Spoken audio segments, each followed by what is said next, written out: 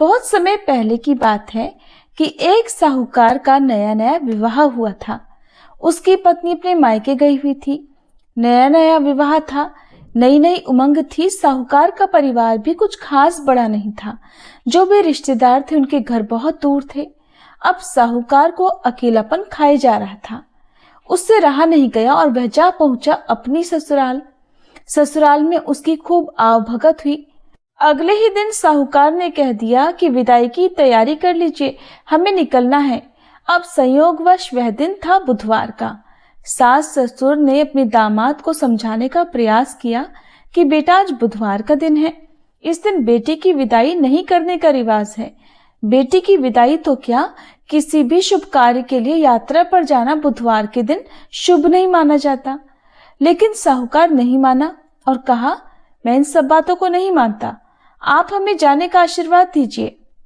अब अपने दामाद के आगे सास ससुर की भला कहाँ चलने वाली थी। मन महसूस कर तैयारी करनी पड़ी। बेटी की विदाई कर दी गई। आगे चलते चलते रास्ते में साहूकार की पत्नी को जोर की प्यास लगी। साहूकार जैसे ही पानी लेने के लिए गया और जब पानी लेकर वापस लौटा तो देखकर हैरान रह गया। उसने देखा कि उसकी ही हमशक्ल कोई व्यक्ति गाड़ी में पत्नी की बगल में बैठा हुआ है। उसकी पत्नी भी एक शक्ल के दो दो व्यक्तियों को सामने देखकर परेशानी में पड़ गई कि उसका पति कौन सा है।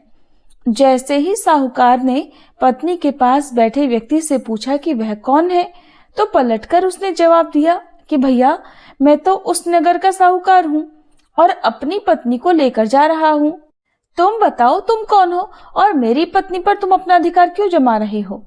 ऐसे बहस करते करते दोनों में विवाद बढ़ गया। विवाद को देखते हुए राज्य के सिपाही वहां पहुंचे और साहूकार को पकड़ लिया। अब सिपाही भी चक्कर में पड़ गए कि दोनों की शक्ल सूरत तो एक समान है। उन्होंने साहूकार की पत्नी से ही पूछा कि बताओ इसमें से तुम्हारा पति कौन सा है। अब बेचारी भला वह क्या जवाब देती।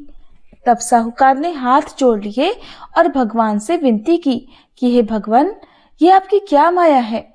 तभी आकाशवाणी हुई कि मूर्ख, याद कर, कुछ समय पहले तूने ही तो अपने सास ससुर की आज्ञा न मानकर भगवान बुद्ध का अपमान किया और बुधवार के दिन तू अपनी पत्नी को लेकर चल पड़ा, जबकि तुझे इस दिन नहीं जाना चाहिए था। ये स्वयं बुद्धदेव हैं जो तुम्हें सबक सिखाने के लिए तुम्हारे वेश में हैं। तब साहूकार ने सच्चे मन से क्षमा मांगी और भविष्य में कभी ऐसा न करने का वचन भी दिया और बुधवार को नियम पूर्वक व्रत पालन करने का संकल्प लिया। तब जाकर साहूकार के रूप में प्रकट हुए बुद्ध देवता अंतर्ध्यान हो गए और साहूकार अपनी पत्नी को लेकर घर जा सका। इस घटना के बाद साहूकार और उसकी पत्नी दोनों नियमित रूप से बुधवार का व्रत पालन करने लगे।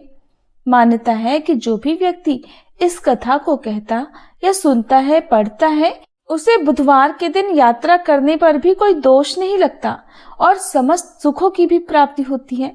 बुध ग्रह की शांति और सर्व सुख के इच्छुक स्त्री पुरुष बुधवार के दिन इस व्रत को कर सकते हैं। ज्ञान, बुद्धि, कार्य, व्यापार आदि में उन्नति के लिए भी बुधवार का व्रत बहुत ही शुभ और फलदायी माना जाता है। आज के दिन बुद्ध देवता के साथ साथ भगवान गणेश जी की पूजा का भी विधान है। ये थी बुधवार व्रत कथा।